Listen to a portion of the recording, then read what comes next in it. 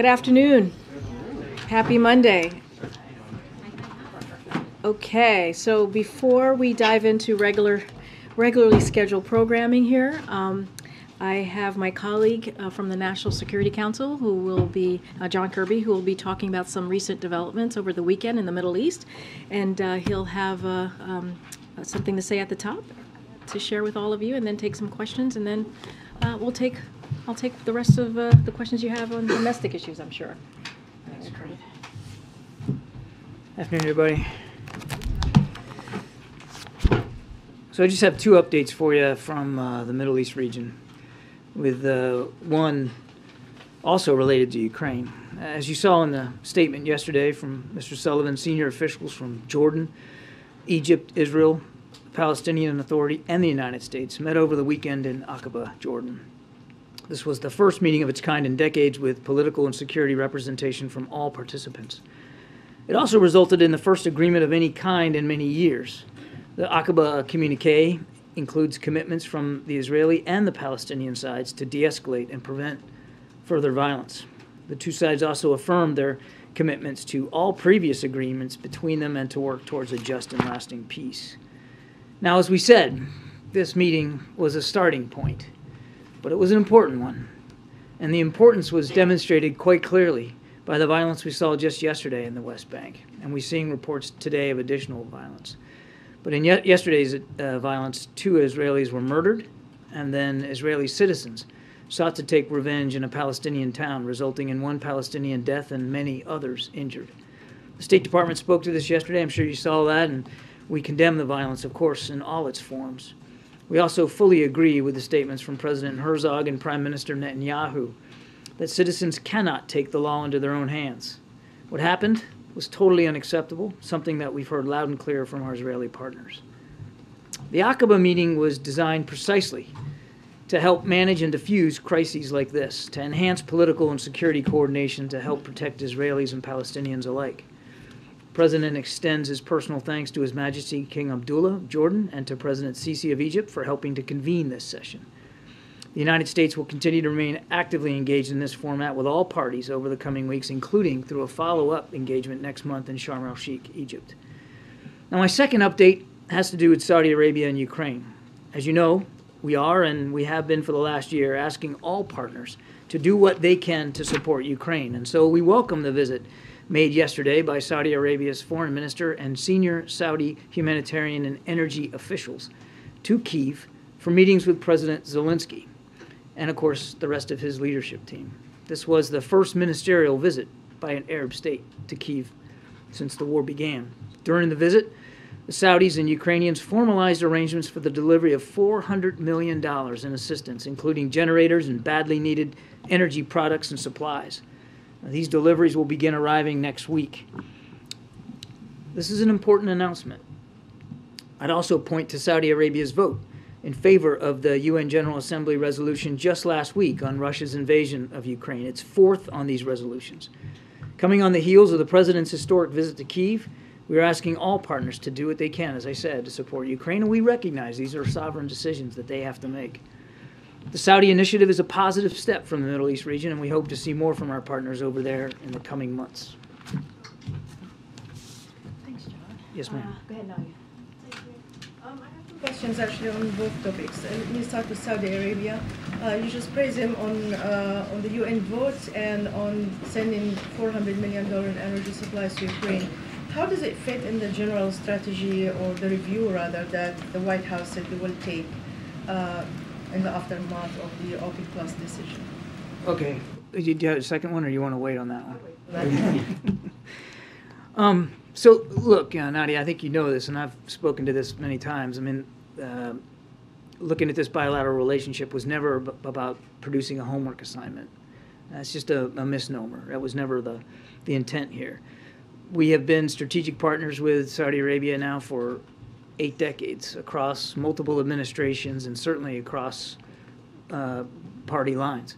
And there's been ups and downs in this relationship. We've been very candid about that as well. But this announcement yesterday in Kyiv of $400 million in support, largely to help Ukraine recover from the energy attacks on their infrastructure, is an important one. And again, we were glad to see it. The other things that we've been happy to see in recent months is a truce now in Yemen that's on its 10th month. Been consistent. I mean, literally thousands of Yemeni lives have been saved by this truce. By moving forward on a regional defense architecture with Saudi Arabia to help not only help Saudi Arabia defend itself against attacks, and they still come under attack, but also to help us by helping them in protecting the 70-some-odd thousand Americans, both military and civilian, who live in Saudi Arabia. We're working with Saudi Arabia, and we're glad to see progress on things like 5G and 6G through something called ORAN technologies. And obviously, coming on the heels of the president's trip, we're working to continuing to work to see if we can improve integration of Israel throughout the region. And I think now that you remind me that announcement over the weekend from Oman that they are now going to allow overflight of their airspace to and from Israel, that also is significant progress that we've seen here, and that is a direct result of the president's engagement on that trip over last summer to the region. So look, I've been very consistent. I'll say it again today. We are focused on making sure that this, like all other bilateral relationships, serves the interests of the American people first and foremost. That's where the president's head is, and that's what we're focused on here. We're focused on moving this forward, and we believe that the announcement, again, over the weekend by Saudi Arabia is a step in the right direction.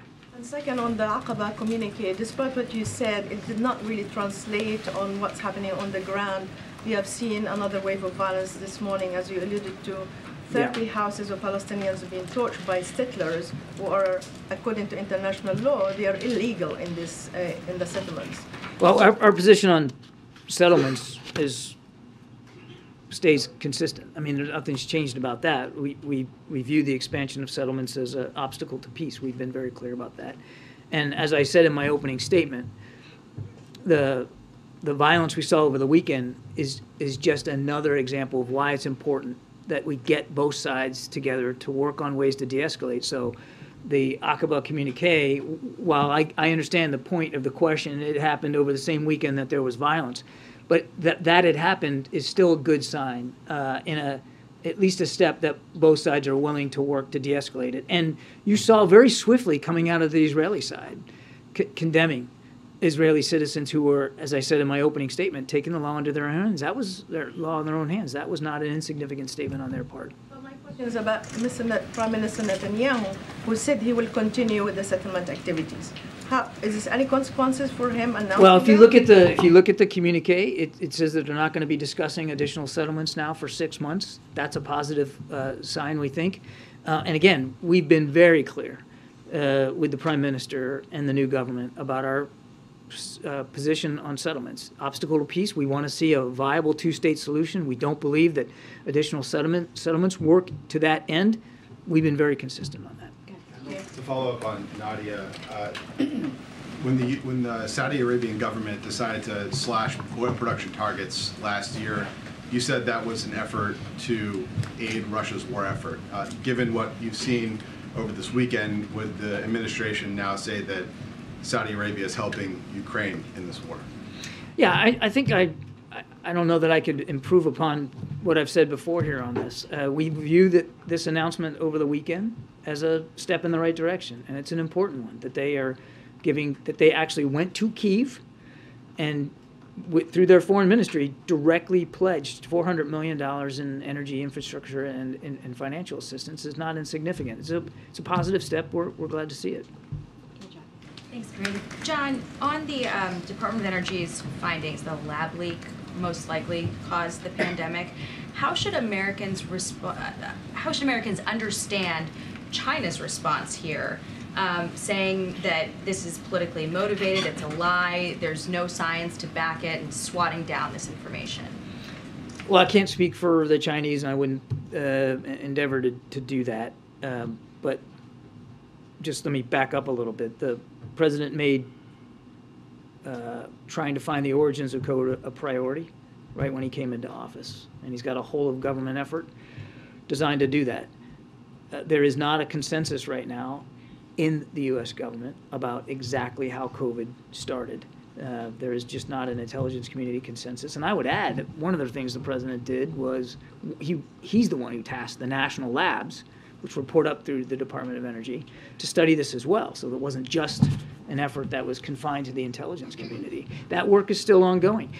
But the president believes it's really important that we continue that work and that we find out as best we can how it started so that we can better prevent a future pandemic. I mean, that's the idea here, is to get ahead of it so that, should there be another one, or should there even be the signs of another one, we can better get ahead of it. China, though, is pretty clearly accusing the Biden administration of smearing them and trying to say that this is baseless, people shouldn't believe it, and it's a politically motivated attack. I'm not going to get ahead of where we are in the process, Jackie. The intelligence community and the rest of the government is still looking at this. There's not been a definitive conclusion, so it's difficult for me to say, nor should I feel like I should have to defend press reporting about a possible preliminary indication here. What the president wants is facts. He wants the whole government designed to go get those facts, and that's what we're doing. And we're just not there yet. And when we're there yet, and if we have something that is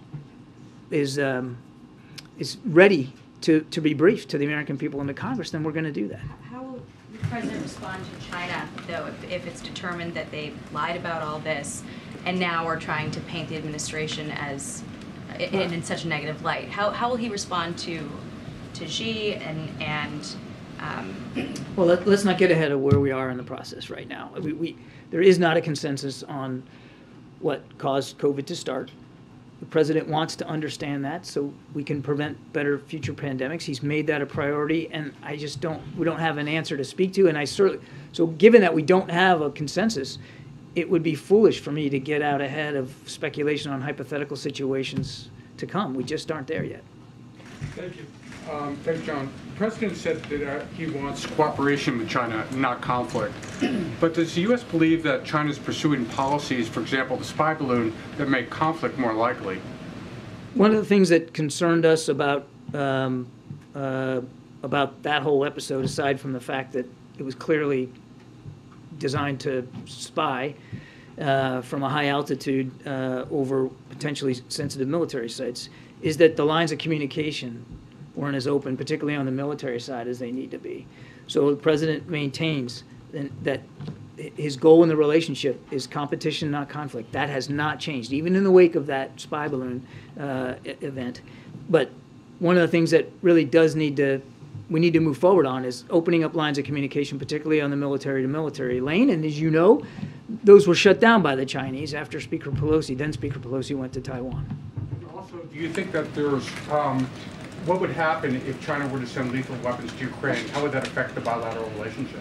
I'm not going to get into a hypothetical here and speculate. We have not seen the Chinese make a decision to move in that direction. We have been very honest and candid, not only with all of you publicly, but with the Chinese privately, about our concerns over the provision of those kinds of capabilities. And you heard Jake Sullivan talk about this yesterday in terms of the fact that there would have to be ramifications for that. Mr. Kirby, on the Energy Department's assessment, should the evidence that the department is basing this assessment on be shared with the American people? As I said, if we have something that we believe can be reported to the Congress and to the American people that we're confident in, we will absolutely do that. You said that right now there is not a consensus. Will there ever be a definitive answer from the Biden administration on the origins of COVID-19, and how much of that is dependent on cooperation from China? We really do want to know what happened here because the president wants to make sure that we're postured to prevent any future pandemics, or if not prevent them, to be able to get farther along ahead of them. So we're working very hard to understand this as best we can. Again, there's just no consensus across the government. The work continues, and I'm not going to get ahead of conclusions that haven't been arrived at yet. Just one last quick follow-up. What agency is taking the lead on this? This is a whole of government effort, and clearly here at the National Security Council, I mean, we're running the interagency process on this, but it's a whole of government effort. When Chancellor Scholz is coming to the White House on Friday, yes, he is. His second visit in roughly a year. Can you talk a little bit about the expectation for this visit, and is it not unusual that he comes again in such a short time? I don't think there's anything unusual about it. Germany's a strident NATO ally and a good friend and partner. We're really excited to get the Chancellor here on Friday. I'm sure we'll have more details to share with you as we get closer to the end of the week. Some of the agenda is still being formulated, but I think without question, I'm comfortable telling you that the war in Ukraine will be a prime topic of discussion, and this will give President Biden yet another chance to thank the Chancellor and the people of Germany for all the support that they have provided to Ukraine. They really have stepped up, and they have evolved the capabilities that they're willing to send to Ukraine as well in a very meaningful way, the Leopard tanks being the most recent example of that. So we're grateful for all that and look forward to a good discussion.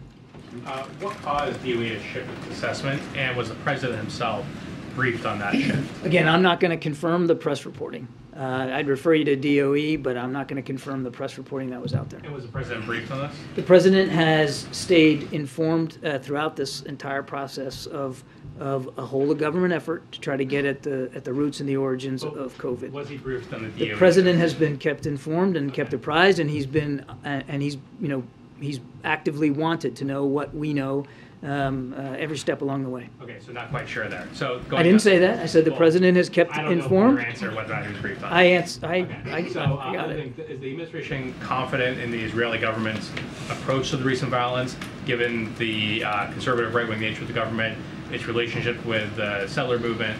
How does the administration feel the Israeli government is poised to handle this? I mentioned that in the opening statement. We noted that both President Herzog and Prime Minister Netanyahu were very quick out of the gates to condemn citizens taking the law in their own hands and to provide some additional security forces to the West Bank to quell the violence. That was important. It was significant, and we're grateful for that.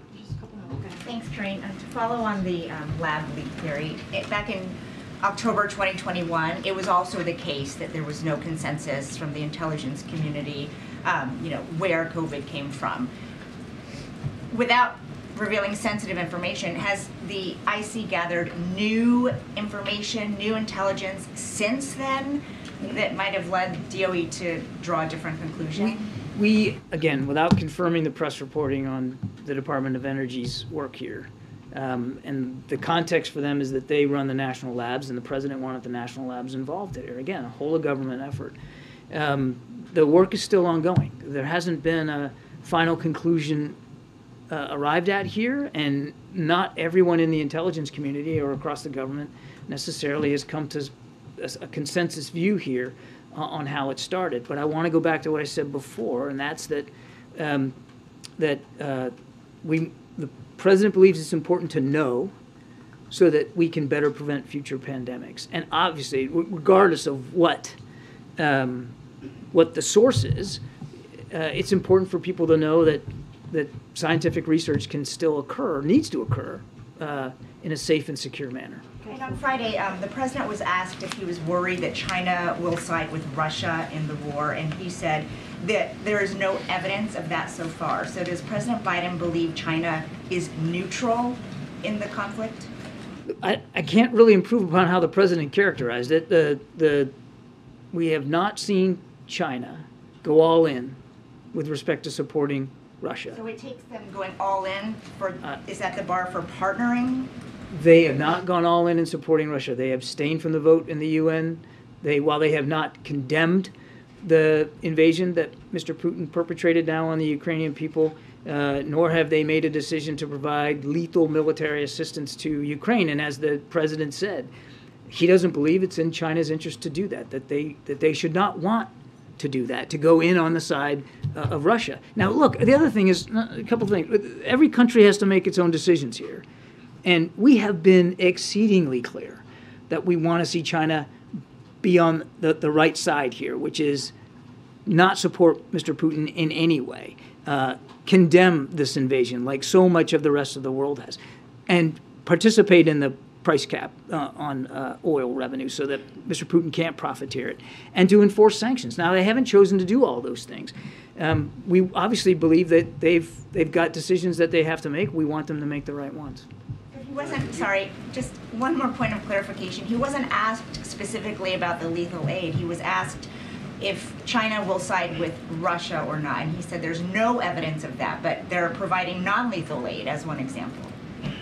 The Chinese have decisions they have to make for themselves. We want them to make the decision that so many other nations around the world have made, which is to not make it any easier in any realm, whether that's economic or military, make it any easier for Mr. Putin to continue to kill Ukrainians. And again, we don't believe that it's in the Chinese best interest, and this is his point, to move in that direction. Thank you, Karine. Two quick questions, sir. First, has President Biden asked, or does he plan to ask, President Xi to cooperate with investigations into the origins of the virus? Or at this point, does the administration believe that cooperation will not come from Beijing? We have consistently made it clear that we want China's full cooperation in a full, transparent way with the investigations into COVID, and including when he met with President Xi in Bali just a couple of months ago. And then, without weighing in one way or the other on origin of the virus, you've made clear that there's no consensus. Does the president believe, though, that the reward outweighs the risk when it comes to gain-of-function research? Does the reward outweigh the risk when it comes to gain of that type of research is I got a history degree. You're going to have to say that again. Does the president believe that this type of gain-of-function research is prudent? He believes that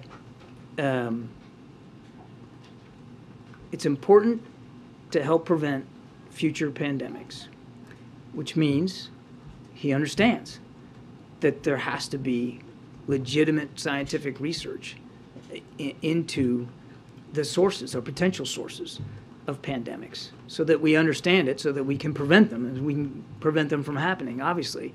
But he also believes, and this is why he wants the whole of government effort here to understand it, that research has to be done, it must be done in a safe and secure manner, and as transparent as possible to the rest of the world, so people know what's going on. So I think that's a fancy way of saying yes. Thanks, Karine. Hi, just a quick question on the Northern Ireland dispute and the fact that it has been resolved. Does that open the doors for the United States to perhaps resume talks with London for a free trade deal? That was nearly done under the Trump administration, but really hasn't gone anywhere under this administration. Yeah, I won't get ahead of where things are right now. I mean, we're grateful that the two sides were able to come up with this Windsor framework, as they call it, this agreement in keeping with the Northern Ireland protocols. We believe that this will help improve the prosperity of both the EU and the UK, and will open up all kinds of now avenues for trade that were somewhat at risk. So we'll leave things where they are right now. What about the EV tax credits and the dispute over that with the mention in the IRA? Yeah, again, I'm just not going to get ahead of where we are right now. Thanks, John. Just real quick, the ambassador, U.S. ambassador in Israel, Tom Nides, has just written on Twitter that he can confirm that a U.S. citizen was killed in the West Bank in some of the terror attacks tonight. Are you guys aware of this? Do you have any comment on it, or is this the first year you guys are hearing it? I have not heard that report until just now. I'm deeply sorry to hear that. If it's true, certainly our thoughts and prayers will go out to the family, but I just don't have any more information on it. Follow up on Northern Ireland, please, sir. Thanks, Kirby. Appreciate it. Thank you. Thanks, John. Thank you. All right, just a couple things at the top, and then we'll get going. So today we're thrilled to announce that Mayor Steve Benjamin will join the White House as Senior Advisor and Director of the Office of Public Engagement. Mayor Benjamin is a long-time public servant who has served the people of South Carolina for over 2 decades statewide and as a 3-term mayor of Columbia.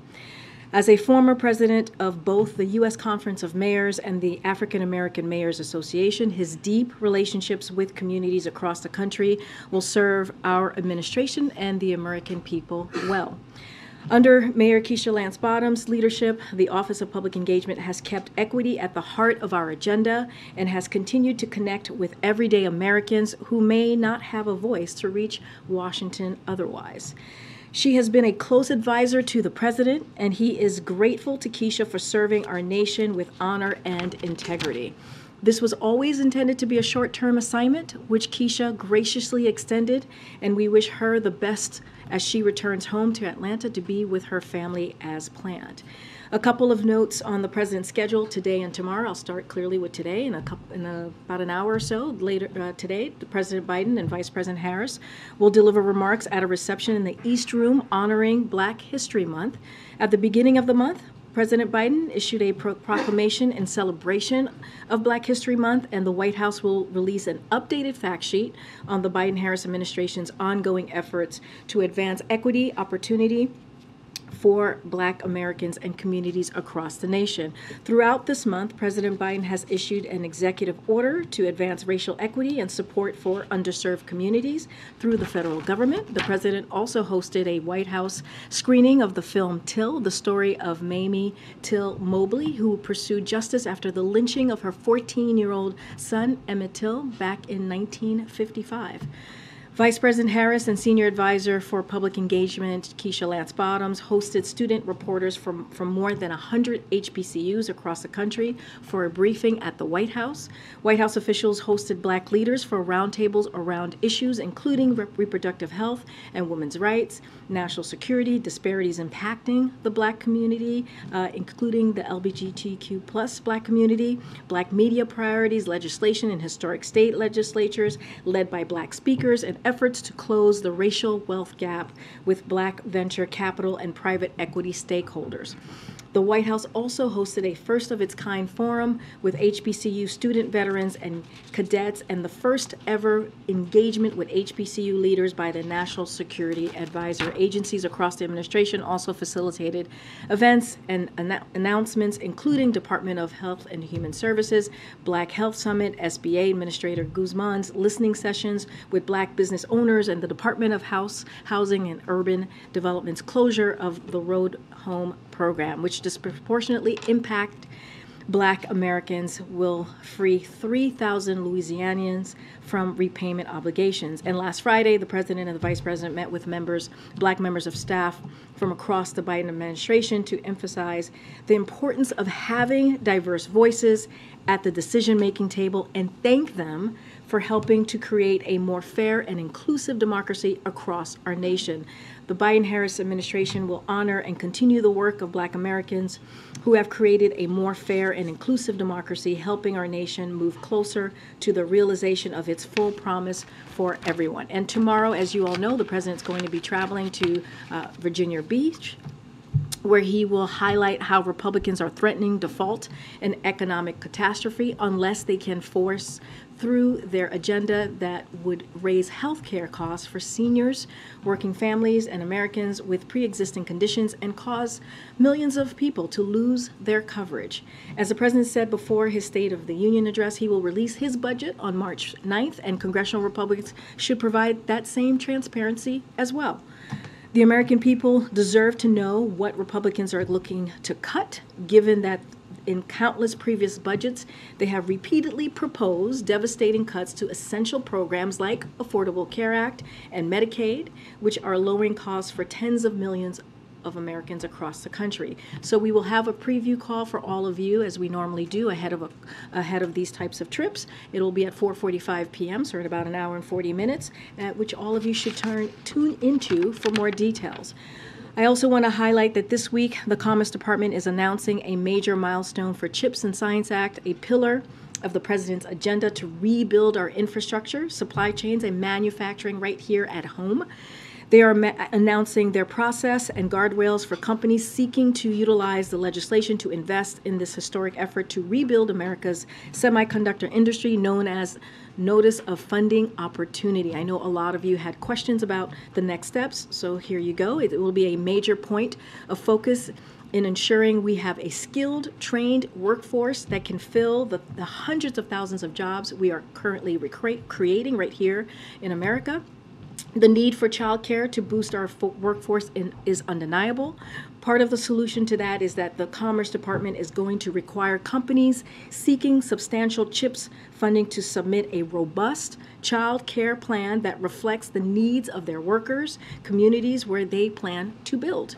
The country needs more workers, especially women, in order to deliver on the president's bold agenda, and we are committed to working with the private sector to ensure the success of Chips for America, and to unlock the full potential of our economy. This is a major innovative step just to do that. And finally, as you all may have seen a couple of hours ago, the president, at the president's direction, the Department of Labor and the Department of Health and Human Services announced new actions to crack down on child labor violations and ensure that sponsors of unaccompanied migrant children are rigorously vetted.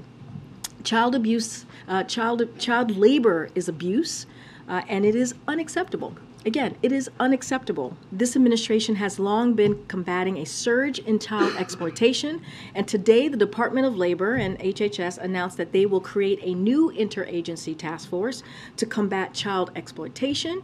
They will also increase scrutiny of companies that do business with employers who violate child labor laws, mandate follow-up calls for unaccompanied migrant children who report safety concerns to the HHS hotline, and audit the sponsor vetting process for unaccompanied migrant children over the next 4 weeks. Today's actions make clear that we will continue to investigate and hold companies accountable. We also need, which is incredibly important here, we need Congress to take action as well. We need Congress to provide the resources this administration has long requested to better enforce child labor laws, and we need Congress to increase the maximum civil penalty for child labor violations to better deter these bad actors. With that, Chris, you want to kick us off? So a follow-up on the child labor issue.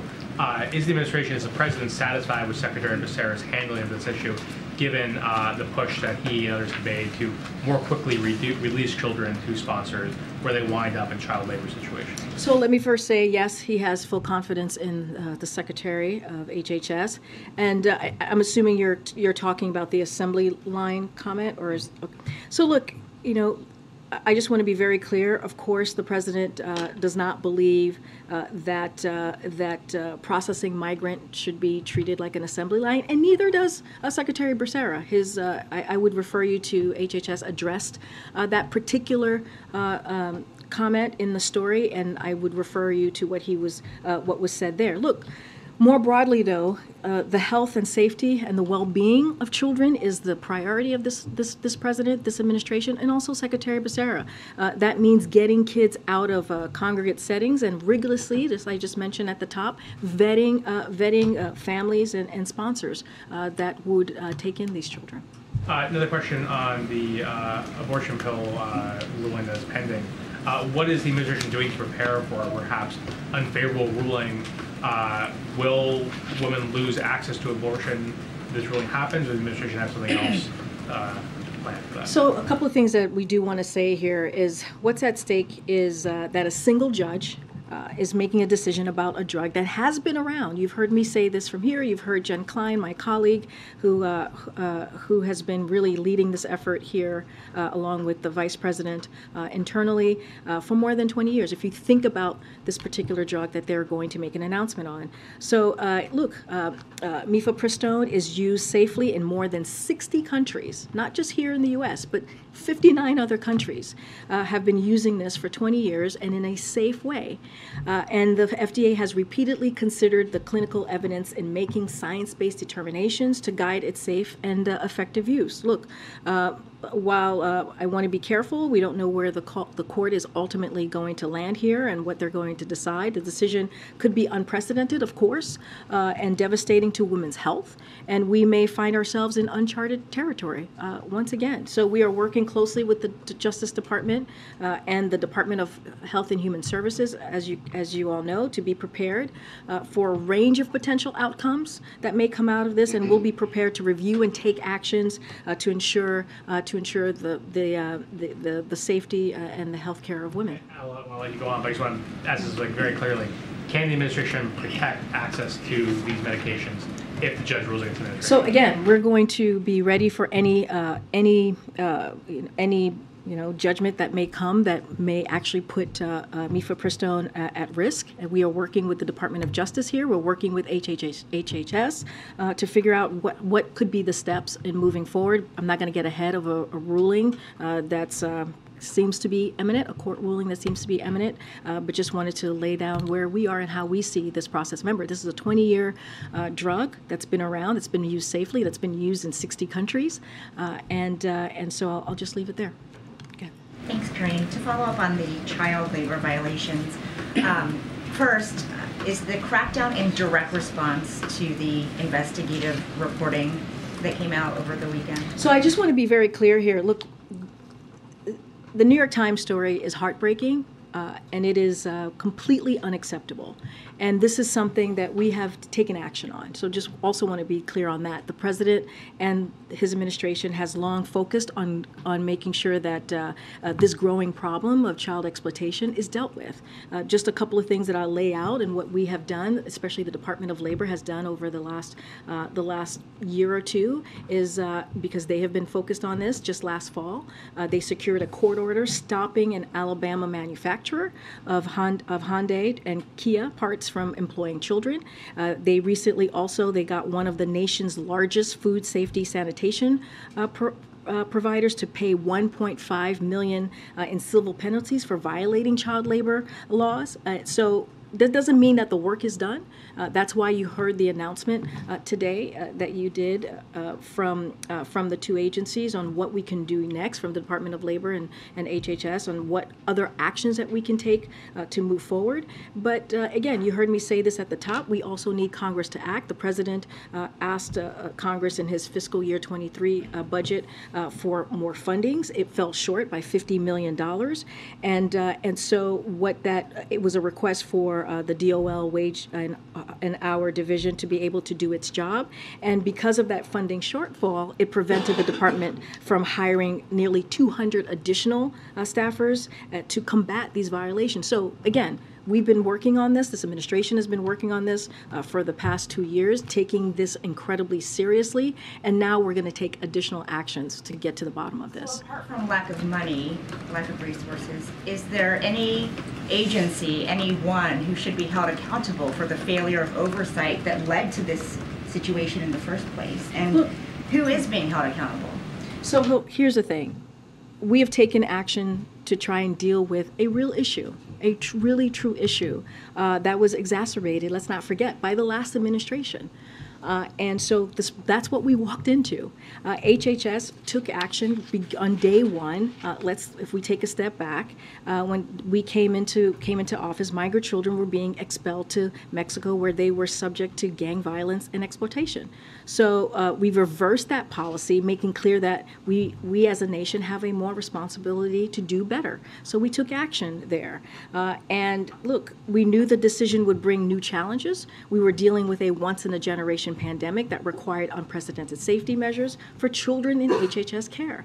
And you heard us at the beginning of this administration talk about how we were moving, trying to improve the situation for unaccompanied minors when they were coming in, and also how to move them in the most safe way possible. So is there more work to be done? Absolutely. But to say that we have not taken this seriously after I just laid out what the Department of Labor has done over the past several months in particular, I think would be inaccurate. And of course, the president wants to get to the bottom of this. That's why we put forth and announced a task force. Thanks,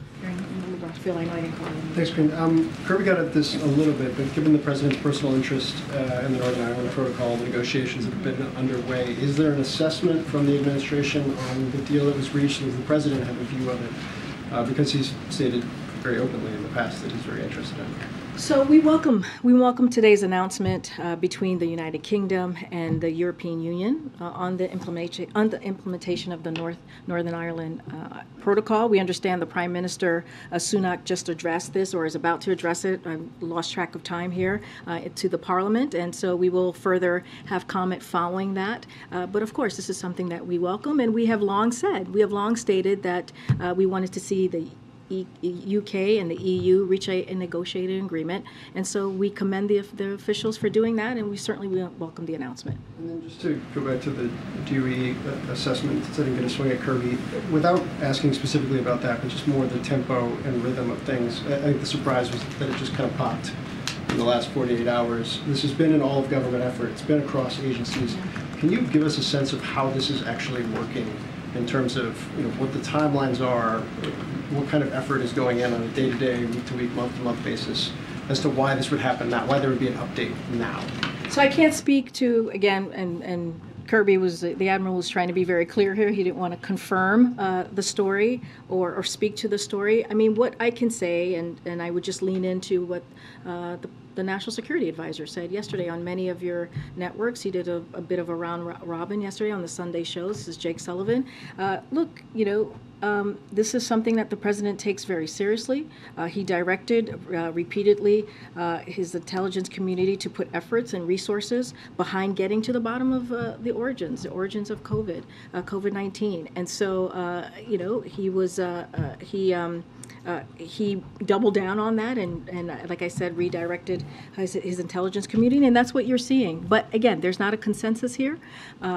We're still going through the process, and as we are getting briefed and updated, the president will certainly share that with Congress and the American people. But the president believes that it is important that we get to the bottom of this, especially as we need to prepare for who knows what the future may hold. Don't want to get into hypotheticals from here, but we need to be prepared for the potentially another pandemic. And so again, we've taken this very seriously. The president has. We need to get to the bottom of what occurred. Yeah, thank you. Following up on that, are there any plans for the administration to release an unclassified version of the Energy Department's COVID origin report? And if not, why is the administration choosing to keep that assessment classified? So again, I'm going to just repeat my National Security Council colleague who said that he don't want to get ahead don't want to confirm a story, so I'm certainly not going to answer that from here.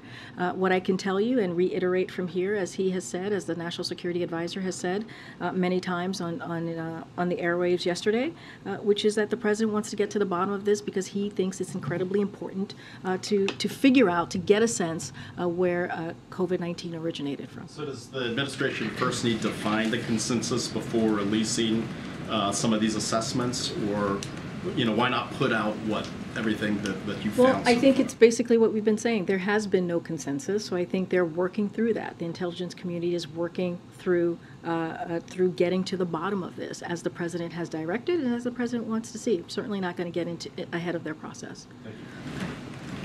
Thanks, Karine. I want to ask about the economy. Shocker. I know. So a new Fox News poll shows that only 36% of voters approve of the president's handling of the economy. 31% approve of the inflation, the way he's handling inflation. Are voters just not getting the right message, or is there something wrong with the president's policies? So look, first of all, no, there's nothing wrong with the president's policy, but this goes into a little bit of the COVID origins question that I've gotten a couple times, and that clearly my colleague has gotten a couple times as well. We are just coming out, what the American people have had to deal with for the last almost 3 years now, if you think about it, COVID, right? COVID-19, once in a generation pandemic, which really put the economy, as you know, into a tailspin. And the president, when he walked in, the last administration did not have a comprehensive plan on how to deal with COVID and how to make sure that we were getting people shots in arms. As simple as that. How do we get the economy back on its feet? And so that's what the president did. He got the economy back on its feet. We're seeing more than 12 million jobs created.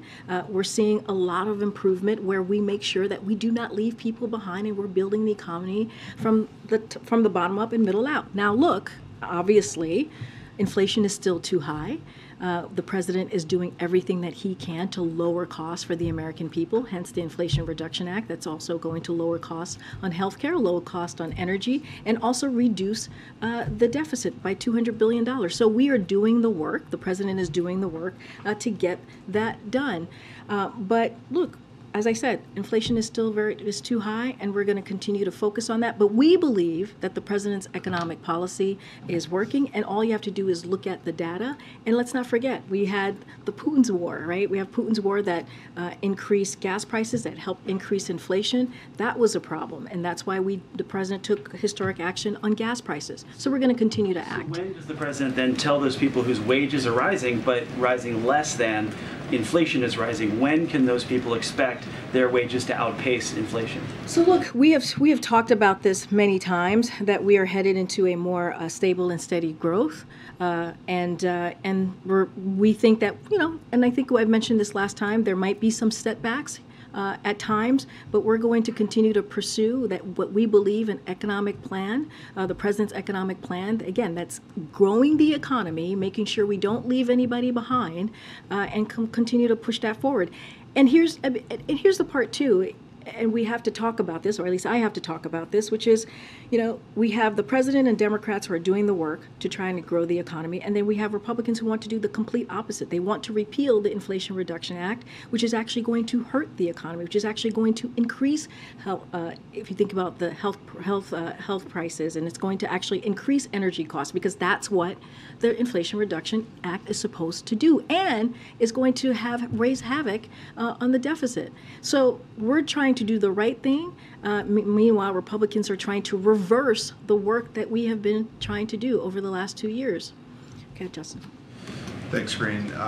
Notice there's no press conference scheduled for President Biden and Chancellor Scholz on Friday. Is that due to any lingering tensions over providing tanks to Ukraine? No. What's the reason for it? It's not that reason.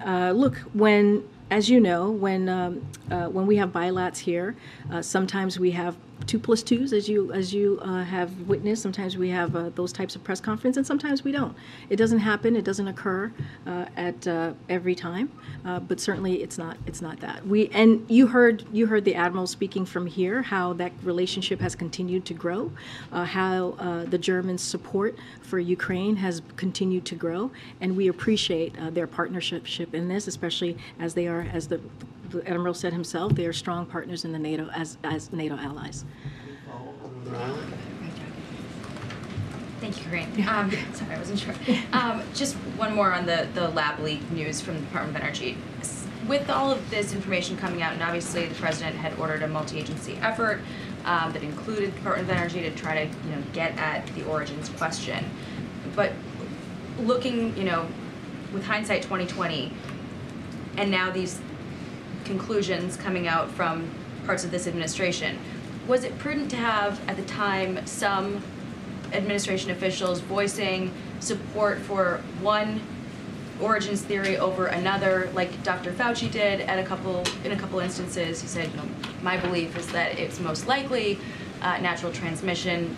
Dr. Collins at one point sent an email to Dr. Fauci that was discussing the lab leak theory as a conspiracy theory. So given where we're at now, looking backward and with respect to how we talk about these things, if it ever happens in the future, is it prudent to have members within the administration voicing support for one theory over another if there isn't a consensus of that? So I do want to speak to Dr. Fauci, because the political attacks on someone like Dr. Fauci, who and public officials more broadly, but Dr. Fauci, who has spent his career saving lives, and whether it was the AIDS epidemic or as we are just coming out of this COVID, this once-in-a-generation pandemic, these attacks have been counterproductive. They have not been helpful.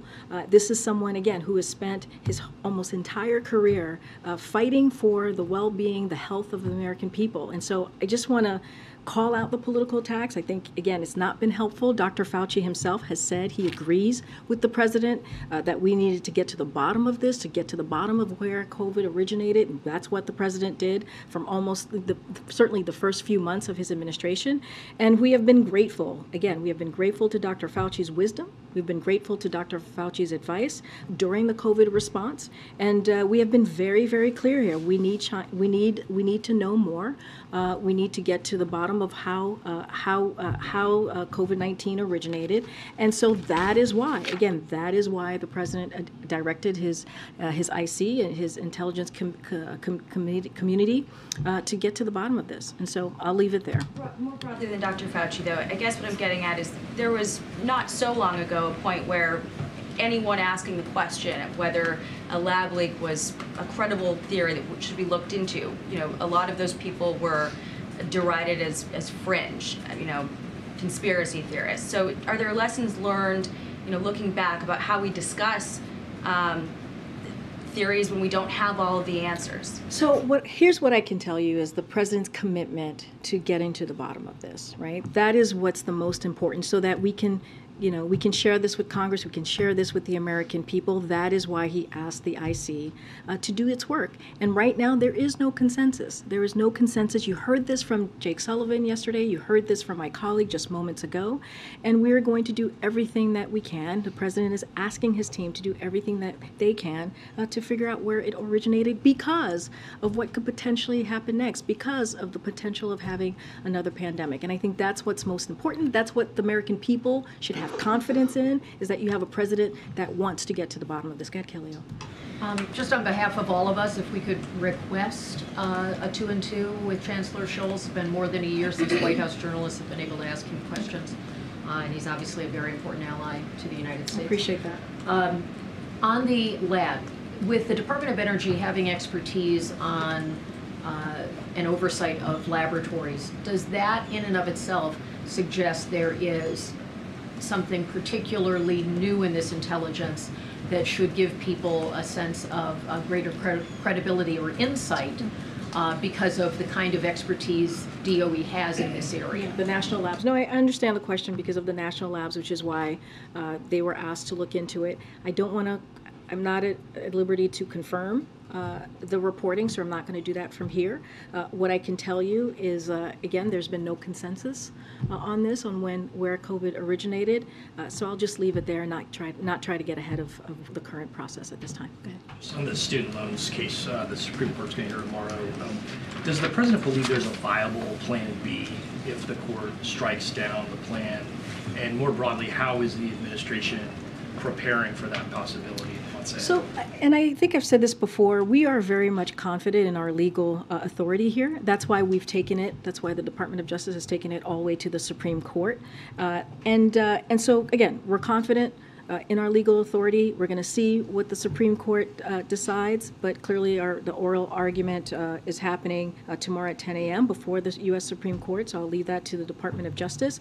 But what we want to remind American people more broadly is how this program is going to give tens of millions of Americans across the country a little bit of a breathing room that you hear from the president, who says this a lot. That's part of his economic plan, to make sure that as we are coming out of COVID, as we're, remember, we were releasing the pause, right, lifting the pause on student loans, and also by doing this, giving American families a little bit of an opportunity to start a family, to buy a home, and that's how we're seeing this plan and this process. It's unfortunate that some Republican officials across the country think differently. They don't think that Americans need a little breathing room. They don't think that tens of millions of Americans who have gone through what we've gone through, this is kind of goes into all of the questions that I've been getting, right, about the our economic plan. Is it working? What is it that we're doing? This is all part of this, right, giving the American people a little breathing room, and you have Republican officials who don't agree with this and who want to make it more difficult for Americans to get that relief. The president's going to put out a plan soon on Social Security. Senator Sanders would like to see an expansion of benefits. He'd like to see that paid through ending payroll taxes on higher income Americans. How does the president assess this, and does he think you could actually expand Social Security benefits while still strengthening the long-term viability of the system? So what I can say is, more broadly, the president has not endorsed a bill at this time. I know you're asking me about Senator Sanders' bill, so he hasn't done that. We always welcome proposals from members of Congress and how to extend Social Security solvency without cutting benefits or increasing taxes on anyone making less than $400,000. Look, but what we see right now, and what the president is focused on, is the immediate threat that we've been hearing from Republicans for some time on cutting Social Security, on cutting Medicare. And so, look, we're gonna fight that. The president said you heard him during the State of the Union. He was very, very, very strong and very clear about how he's going to be a fighter for Social Security and a fighter for Medicare. As I've mentioned, the president's going to have a budget that he's going to put forth next week. No, not next week, March 9th. I can't remember where we are in the month, but on March 9th, and he he puts it at the feet of Republicans in Congress and say, okay, what is your proposal? What is your transparent proposal to the American people? What are you putting forth? We're going to be ready on March 9th and show that to the American people and ready to have that conversation. Okay, go ahead. On the boosted SNAP benefits that are going to expire this week, what's the administration's message to the Americans who are going to really feel the brunt of this once these expire? So, as you know, Karen, as you just mentioned, Congress made the decision back in December to allow pandemic-era benefits to expire next month. And what we've done in response is take steps to ensure Americans' needs are still being met. A couple of things that has come out of USDA. They have taken steps to strengthen SNAP benefits and is committed to ensuring that people are aware of the range of benefits that are available to them. And also, as a reminder, USDA updated the 30 food plan, resulting in SNAP benefits increasing by an average of $36.30 per person per month beginning October 2021. This SNAP benefit increase lifted an estimate 2.3 million people out of poverty, including nearly 1 million children, with an average of I should say, an even greater impact on children of color.